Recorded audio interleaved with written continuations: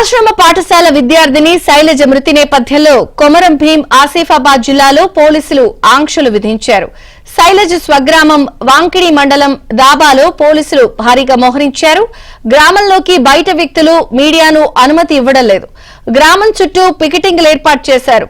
ప్రతిపక్షాలు ఆందోళన చేస్తాయి అన్న సమాచారంతో కొందరిని ముందస్తుగా అదుపులోకి తీసుకున్నారు.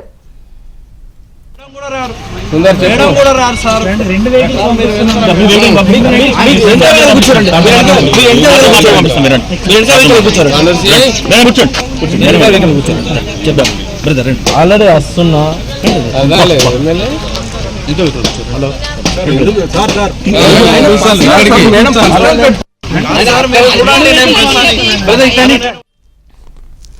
మరోవైపు శైలజ మృతదేహాన్ని గ్రామస్తులు అంబులెన్స్ నుంచి కిందకు దించనివ్వలేదు.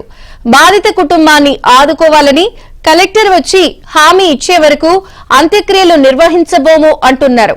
ఎమ్మెల్సీ విఠల్ గ్రామానికి చేరుకుని శైలజ కుటుంబ సభ్యులను పరామర్శించి ప్రభుత్వం ఆదుకుంటుందని హామీ ఇచ్చారు.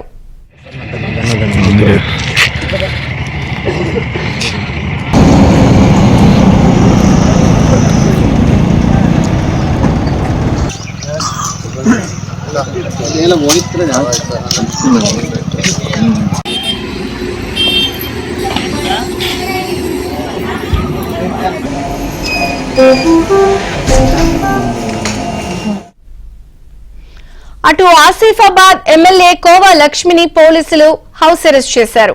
విద్యార్థిని శైలజ ఇంటికి కోవా లక్ష్మి వెళ్తారు అన్న సమాచారంతో పోలీసులు అప్రమత్తమయ్యారు. ఆమెను ఇంట్లోనే నిర్బంధించారు.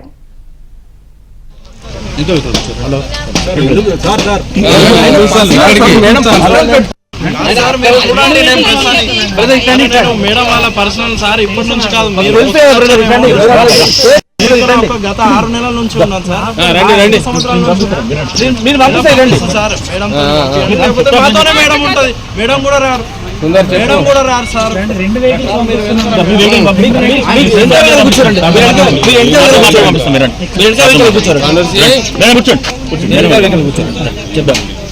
ఆల్రెడీ వస్తున్నా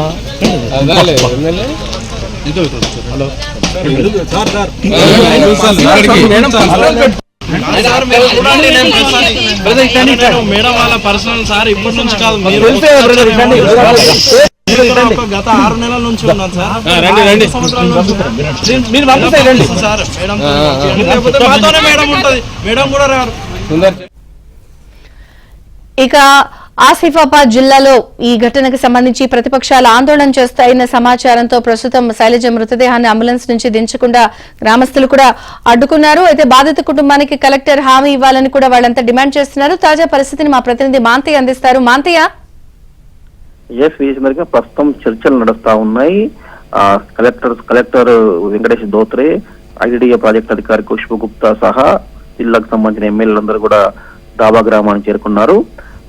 ఎమ్మెల్యే కోవా లక్ష్మి, ఎమ్మెల్సీ విఠల్, మరో MLA BJP MLA Palvai Harish Babu బాధిత కుటుంబాన్ని పరామర్శించారు. ప్రభుత్వం తరఫున ఆదుకునే విషయంపై అధికారులతో సంప్రదింపులు కొనసాగుతున్నాయి. ఖచ్చితంగా కూడా ఆర్థిక సాయంతో పాటు ప్రభుత్వ ఉద్యోగం ఇవ్వాలని, వ్యవసాయ భూమి ఇవ్వాలని చెప్పి బాధిత కుటుంబం డిమాండ్ చేస్తుంది. వారి గ్రామస్తులు డిమాండ్ చేస్తా ఉన్నారు. వారికి నచ్చజెప్పేందుకు కలెక్టర్ ప్రయత్నాలు చేస్తా ఉన్నారు. అయితే ఈ నేపథ్యంలో రాత్రంతా కూడా హైడ్రామా కొనసాగింది.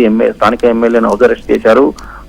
అనేక మంది నాయకులను కూడా ముందస్తు కథలో తీసుకున్నారు. ఎవరిని కూడా తెల్లవారుజాము నుంచి ఎవరిని కూడా గ్రామాల్లోకి అనుమతి ఇవ్వడం లేదు. 10 కిలోమీటర్ దూరంలోనే మీడియా సహా అందరినీ కూడా నిలిపివేశారు. గ్రామంలోకి బయట వ్యక్తులు ఎవరిని కూడా అనుమతించడం లేదు. కేవలం ఎమ్మెల్యేలు, అధికారులు మాత్రమే లోపలికి వెళ్లారు. ప్రస్తుతానికైతే కుటుంబంతో చర్చలు కొనసాగుతున్నాయి. కాసాపూర్లోనే అంత్యక్రియలకు జరుపుతామని చెప్పి అధికారులు చెప్తున్నారు. అయితే ఖచ్చితమైన హామీ ఏమి రాలేదని చెప్పి గ్రామస్తులు అంటా ఉన్నారు. ఈ మొత్తం ఎపిసోడ్ లో గిరిజన సంక్షేమ శాఖ అధికారులు వ్యవహరించిన తీరు విమర్శల పాలవుతోంది. ఏదైతే ఫుడ్ పాయిజనింగ్ ఘటన జరిగినప్పటి నుంచి మొదలు ఏదైతే బాధిత బాలికలు కోలుకునే విషయంలో నిర్లక్ష్యం చేసినట్టు కూడా స్థానికులు ఆరోపిస్తా ఉన్నారు. ముఖ్యంగా ఆదివాసీ గిరిజన సంఘాల నాయకులు పెద్ద మొత్తంలో ఆందోళన చేసే అవకాశం ఉండడంతో పోలీసులు అలర్ట్ అయి రాత్రి నుంచి కూడా బందోబస్తు కొనసాగిస్తున్న పరిస్థితి కనిపిస్తా ఉంది. మొత్తం మీద కూడా ఈ బాధిత బాలిక కుటుంబాన్ని పరామర్శించే వెళ్లేందుకు కూడా అనుమతి ఇవ్వకపోవడంపై గిరిజన సంఘాలతో పాటు ప్రజా సంఘాలు, రాజకీయ పార్టీల నేతలు అభ్యంతరం వ్యక్తం చేస్తా ఉన్నారు. 10 కిలోమీటర్ల దూరాన్ని నిలిపివేసి చెక్ పోస్టులు పెట్టడం ఏమిటి అని చెప్పి కూడా నిలదీస్తున్న పరిస్థితి కనిపిస్తుంది. మొత్తానికి కూడా కాసేపట్లకు ఈ సంబంధించి కూడా మరింత క్లారిటీ వచ్చే అవకాశం ఉంది. చంద్రిక, పోలీసుల వర్షన్ ఏంటి మాంతయ్య?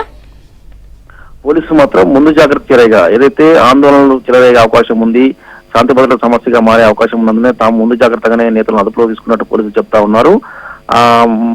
ఈ క్రమంలో నిన్న రాత్రి కలెక్టరేట్ సహా ఎమ్మెల్యే ఇంటి వద్ద కలెక్టరేట్ వాంకిడి మండల కేంద్రంలో పోలీసులు భారీగా మోహరించారు. ఇంకా కూడా బందోబస్తు కొనసాగుతున్న పరిస్థితి కనిపిస్తుంది. ముఖ్యంగా ఆదివాసీ సంఘాలు మాత్రం ఈ విషయంలో తీవ్రమైన ఆగ్రహంతో ఉన్నాయి. సంక్షేమ వసతి గృహాల్లో కనీస వసతులు లేవని తాము ఎప్పటి నుంచో డిమాండ్ కోరుతున్నా కూడా ప్రభుత్వానికి పట్టించుకోలేదు. ఫుడ్ పాయిజన్ ఘటన జరిగిన తర్వాత దాన్ని కప్పిపుచ్చేందుకు ప్రయత్నం చేశారు. అధికారులను కాపాడే ప్రయత్నం చేశారు తప్ప అసలు ఘటనకు దారితీసిన కారణాలు ఏంటి కూడా చెప్పలేకపోయారని చెప్పి ఆదివాసీ సంఘాలు ఆరోపిస్తా ఉన్నాయి. కొంతమంది జిల్లాకు సంబంధించిన గిరిజన సంక్షేమ అధికారులు ఉద్యోగులను కాపాడుకునే ప్రయత్నంలో బాధిత బాలికల ప్రాణాలతో చెలగాటమాడారు. ఒక బాలిక మరణించింది. వీరందరికీ కూడా కారకులైన అధికారులను సస్పెండ్ చేయాలని చెప్పి వారు కోరుతున్న పరిస్థితి కనిపిస్తుంది. ఇప్పటికైతే ఆ హాస్టల్ కి సంబంధించిన incharge warden cum head master suspend చేసినా కూడా జిల్లా గిరిజన సంక్షేమ అధికారుల పాత్ర ఉంది. నాసిరకం సరుకులు సరఫరా చేస్తా ఉన్నారు. ఈ మొత్తం కూడా ప్రభుత్వం సమగ్ర దర్యాప్తు జరగాలని కోరుతా ఉన్నారు. పోలీసులు మాత్రం కేవలం శాంతి భద్రత కోణంలోనే తాము అనుమతి నిరాకరిస్తున్నారు చెప్తున్నారు. ఏది ఏమైనా కూడా పోలీసులు వ్యవహరించిన తీరు పట్ల రాజకీయ పార్టీలు తీవ్రమైన ఆక్షేపణ వ్యక్తం చేస్తా ఉన్నాయి.